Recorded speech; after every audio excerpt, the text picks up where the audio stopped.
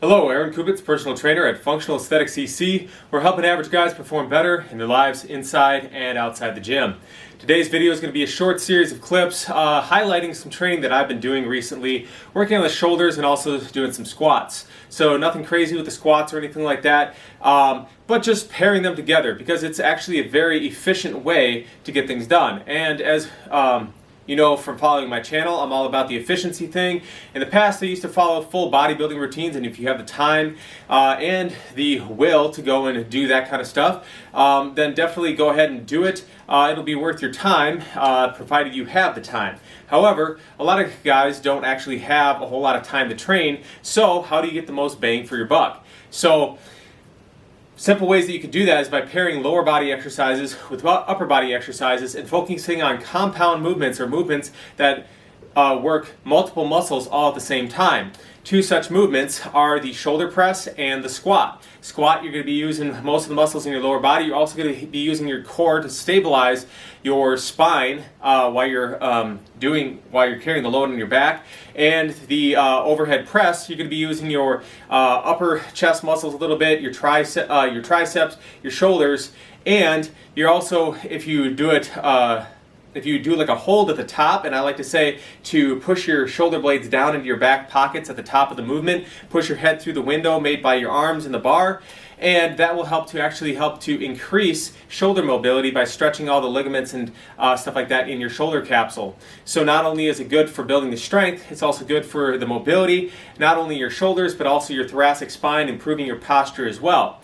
Oftentimes you don't need to actually do a lot of mobility exercises per se, at least if you don't have glaring deficiencies. If you're already fairly mobile, you can maintain that mobility pretty well just doing the exercises properly, rather than having to go and spend a whole lot of time foam rolling, stretching, things like that, simply by doing the exercises correctly, and that weight will help to actually stretch the muscles and stuff like that and keep you more mobile overall. So contrary to popular opinion, weightlifting does not necessarily lead to you being muscle bound and inflexible, provided you're doing it appropriately and you're moving in multiple ranges of motion. If all you're doing is working that sagittal plane of motion, so for example the squat, you are just moving that up and down plane of motion, so to kind of help to improve your hip mobility, maybe doing side lunges, drop lunges, and different variations of a lunge, including step-ups and Bulgarian split squats and things like that, to help to improve your overall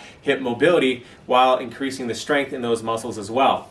So the other benefit of doing an overhead press, aside from the obvious primary muscles that you're working in that movement, is that when you're doing an overhead press, especially if you're doing it standing, now because of the height of my ceiling here in the basement, I can't do it in a standing position, but you're going to be using most of the muscles in your body, whether in a stabilizing capacity or in a prime mover capacity, you're going to be using them. And oftentimes, one of the things that I like to ways that I like to differentiate something that is a functional movement from something that is purely a movement just to try to build more muscles is, does it blend or use the core to blend the upper body and the lower body together? And because that is the actual primary purpose of your core, your abdominals, your everything from the shoulders down to the top of your pelvis here, that all constitutes your core. And the primary function of that is to help stabilize your body when you're doing flexion activities, extension activities, and also rotation to help control that rotation so you're not in danger of injuring your spine. It's also to transfer force efficiently. If you think about like a cannon or whatever, having a solid pad where it's bolted onto, from which when all that power is exerted, it's not going to just rock the whole thing. If you had it built on some plywood or wood scaffolding or whatever that was pretty flimsy, when you launch that cannon, you're going to cause some downstream negative effects. However, if you have that strong base from which to launch, so for example, the core is that strong base of support, from which your arms and your legs can move and transfer energy. And that's actually, say for example, when I used to train the martial arts, you could always, they'd always teach you to observe where the person's, belly button was, because that's generally around where your center of gravity is, and that's where movement typically initiates from. So when you're doing the overhead press, you are also having to brace your core just like you are with the squat, but I would say actually to probably a greater degree, because you have it over that bar overhead, and you also have to control your breathing, which is actually good for energy production and extending that out, so that you don't run out of energy as quickly. Expanding the capacity of your lungs and things like that is very beneficial. So the other thing that I want to add on to this is that one thing that I've been working on is my overhead pressing strength. So for the past couple of years, I've been mainly focused on just kind of try to build up my business. Haven't had put a lot of focus into trying to improve certain areas in my lifting, just kind of trying to maintain things. But I have been stuck at, doing a couple reps in the with like 135 in the overhead press for quite some time. Initially, I was pretty excited about that because prior to that, I was doing a lot of manual labor, get to the end of the day, and it was just high rep training, and I didn't have a lot of strength to give for those overhead pressing movements. And then once I stopped doing that, my strength skyrocketed because I wasn't burning everything off every day, and I had more strength to put into my weightlifting. Now, after a while, though, that plateaued, and so one of the things that you'll see in this video is that I incorporate something called negatives. I've done this whether it's, you're doing pull-ups. It's really popular to help improve your pull-up strength, incorporating negatives. You can do that if you have a spotter, for bench presses too, to a certain extent, or use some pins, to bring it down on so you're not crushing yourself. But basically just working the eccentric portion of the lift, or the range of motion where the muscle is stretching out. So with this one, you can use a push press, and again, because the ceiling is so short in here, I can't do an actual push press, so my potential is somewhat limited. Although it doesn't have to be a lot of weight over which you can overhead press, so I suppose it is actually okay. So I actually do a split jerk here, so that going into a kind of a more of a splits or whatever, so that I'm dropping down at the same time I'm pressing it up, and then from there I hold it over my head for a little while, again working that core stability, and then try to lower it down to a count of 3 to 5 seconds to get from the top position down to the bottom position. And that slow eccentric, I'm hoping, will help me to break through that plateau and start lifting more weight overhead. I think it would actually be, quite nice to be able to press my own body weight over my head, and I think that that'd be a worthy goal to have in that regard.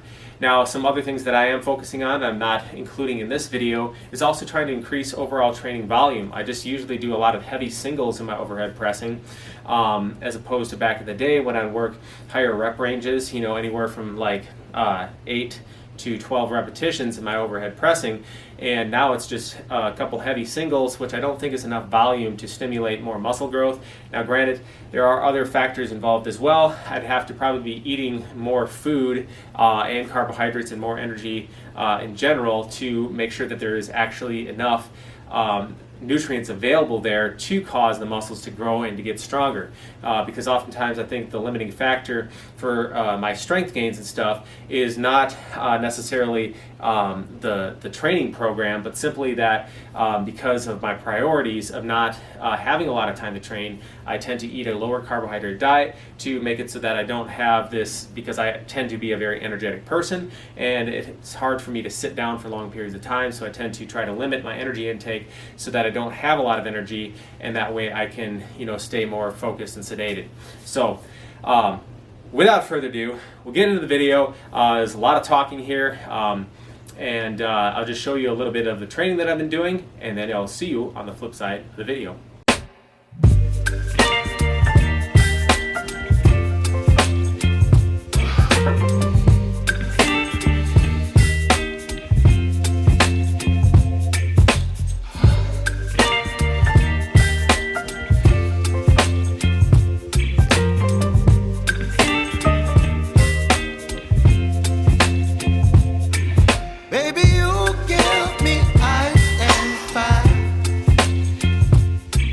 Me wind and rain.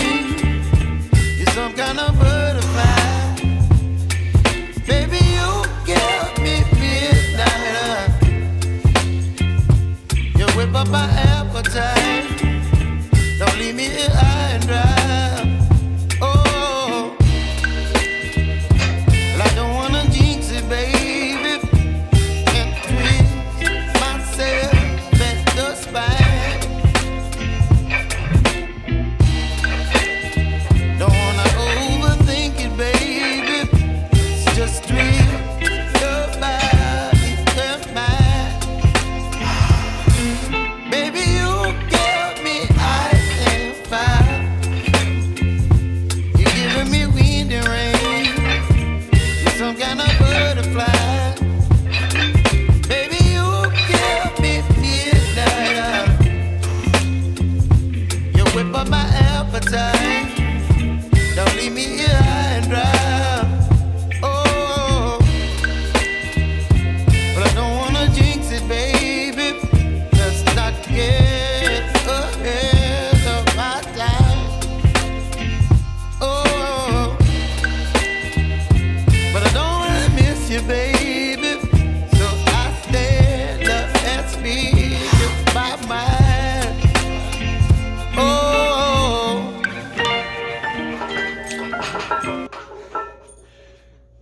Held the breath too long, let it out too soon.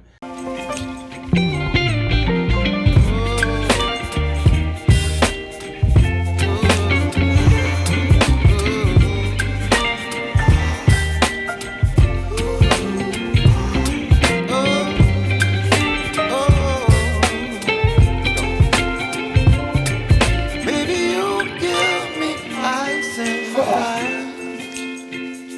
You're chilling wind and rain. You're some kind of butterfly.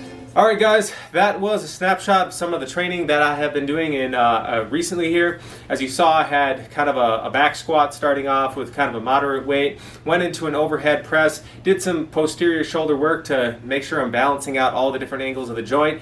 Didn't do any lateral raises. You do tend to actually work the side delts to a certain degree when you're doing overhead pressing. So unless you're at a more advanced level and you have enough energy stores, as I was talking about before, in the muscles, you don't need to necessarily do a lot of side delt work, particularly for beginners, focusing on building your strength at those overhead compound lifts. And then as you get more advanced and you start to hit plateaus and stuff, you can start experimenting with those things to kind of round out and bring up weak areas and things like that that you see in your physique. So after that, going, basically increasing the weight on my squats, and then obviously increasing the weight in the overhead press, and to doing the split jerk into the slow negative, and then wrapping it up from there. So hopefully you guys enjoyed this video. Hopefully you found the information at the beginning of this video somewhat informative. Maybe you learned something that you didn't know before that you can apply to your own training program. And if you'd like to see more content related to workout design, nutrition for building muscle, losing fat especially, stuff for like mobility work, preventing injuries and working around injuries if you do sustain those injuries, then consider subscribing to the channel by hitting the button in the lower right hand corner of the screen. And to help the algorithm, make sure you hit that like button before you leave. And we'll see you all next time for more health and fitness related information. Thanks guys for watching.